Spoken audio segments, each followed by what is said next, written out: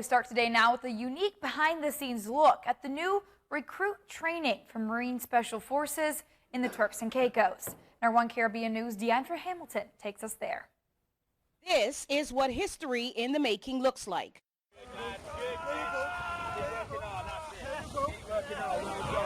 Don't stop trying. You never stop running. You always try to go. If you go walking pace, at least we're seeing that you're making the effort to at least try. It was commissioned last year for launch this year, and the Turks and Caicos Islands are nearly there with the first military-styled regiment. Let's go.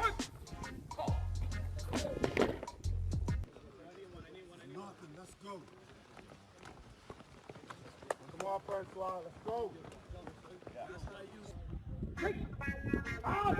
Yo, right, yo, right, yo, right, yeah. 40 Marine recruits, including 8 women, have been meticulously selected for this special force, which is a first for the TCI.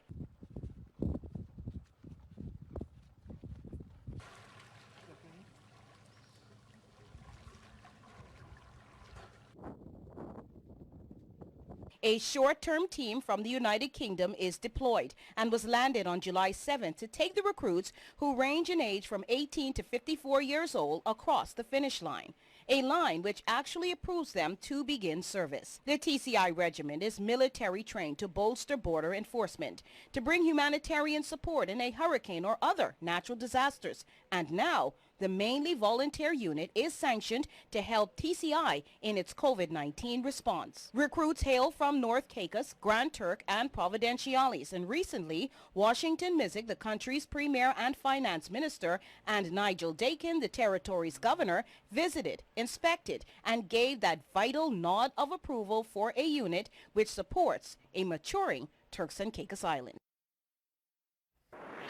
And after consultation with its regional counterparts, the Belize Council of Churches has confirmed it stands opposed to the government's proposed legislation of marijuana. The religious organization is firm in its stance against the move that will allow the cultivation, trade, and consumption of cannabis.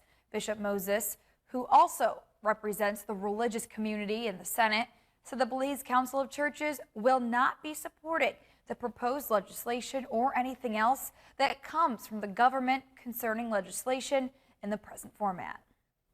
We made that known from the beginning, and we have stated what are some of the consequences of the legalization of marijuana in the country at this time. It is not only the social issues, but you would recognize that it also deals with the health issues. Also the psychological factor, as it has to do with the use of marijuana. And so all these things put together does concern the church as a part of its position, and why we came to that position. And Bishop Moses said that the evangelicals have reached a similar position.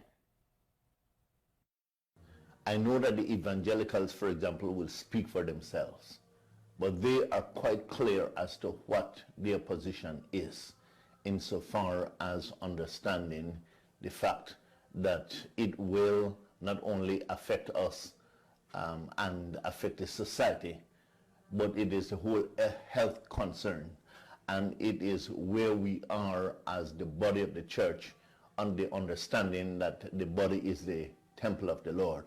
But in addition to that, the kind of dialogue that the church has had has not stemmed from recent things, but the church over the years has also involved itself in the study and the use of marijuana. And so it is not that we have arbitrarily come up with a decision, but it is the fact that we have seen what has happened in other countries. And legendary singer Johnny Ventura has passed away unexpectedly Wednesday after suffering a heart attack. He was only 81 years old. His son, Jandy Ventura, confirmed the news. The artist, one of the Dominican Republic's most beloved personalities, influenced other Spanish-speaking musicians. And Shakira is facing legal trouble in Spain. The Colombian pop singer might have to stand trial for alleged tax evasion of more than 14 million euros, equal to some $17 million. A Spanish judge says there's evidence to show she may be liable to pay taxes from 2012 to 2014 because each year she lived more than 200 days in the country. Shakira's attorneys say her main residence is in the Bahamas, but local media reports she has a house in Spain with partner FC Barcelona player Gerard and their 2 kids. Now, according to Spanish tax code, anyone who resides in Spain for at least 183 days in a year given has to pay taxes. The judge has given both parties 10 business days to submit additional arguments. Shakira's representatives say this is an expected step in the process. And the coronavirus Delta variant is sweeping the U.S. mainland with deadly consequences. We've known for some time that it's more serious than previous variants, but new information is coming out and it's showing that it may be even worse than we had thought. And getting vaccinated may be even more important now than ever before. Reed Binion reports. You don't screw around with this virus. This variant can kill you. Medical experts sounding the alarm amid news of an internal CDC document with troubling new details about just how dangerous the coronavirus Delta variant is. It's much more contagious than the common cold. It's about as contagious as chickenpox, which is a very contagious virus. Also, according to the document, Delta may be just as easy for vaccinated people to spread as unvaccinated people. Hence the new guidance on masking up regardless of vaccination status. But for the unvaccinated, the consequences of catching it could be much worse than with previous variants. It's likely more severe or causes more severe disease than some of the earlier variants. Those developments coming as President Joe Biden issues a requirement for federal workers. They either get the vaccine or agree to regular coronavirus testing. The president also reaching across the aisle to praise Republican leaders promoting vaccination. I have to compliment Republican Senate Minority Leader Mitch McConnell. He hadn't made it political. He's encouraged people to get vaccinated. McConnell releasing a radio spot pushing vaccines. Every American should take advantage of this miracle and get vaccinated. It's the only way we're going to defeat COVID. And in his comments Thursday, Biden also called on Congress to extend the federal COVID residential eviction moratorium that is set to expire on Saturday. And meantime, mask sales, they're on the rise.